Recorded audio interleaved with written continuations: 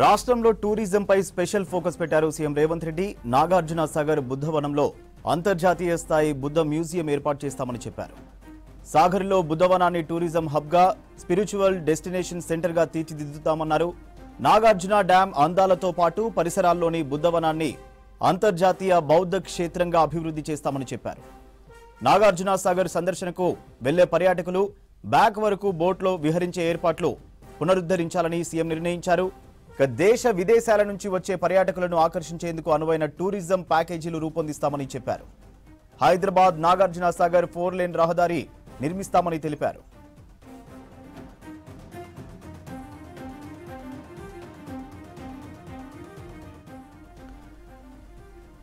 హైదరాబాద్ హుస్సేన్ సాగర్ చుట్టూ sky walk వే ఏర్పాటు చేస్తామన్నారు సీఎం రేవంత్.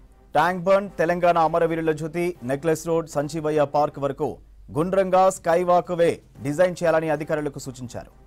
అనుభవం ఉన్న కన్సల్టెన్సీలు, నిపుణులతో అంతర్జాతీయ స్థాయి డిజైన్లు తయారు చేయించాలన్నారు.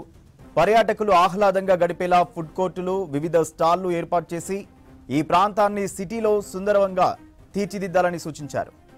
రాష్ట్రంలోని బౌద్ధరామాలు, పర్యాటక స్థలాలను అంతర్జాతీయ ప్రమాణాలతో తీర్చిదిద్దాలన్నారు సీఎం రేవంత్. చారిత్రకంగా పేరొందిన ఫణిగిరి, నేలకొండపల్లి, నాగార్జున సాగర్ బౌద్ధ క్షేత్రాలతో పాటు హుస్సేన్ సాగర్లోని బుద్ధ విగ్రహాన్ని ఒకే టూరిజం సర్క్యూట్గా అభివృద్ధి చేయాలని సూచించారు.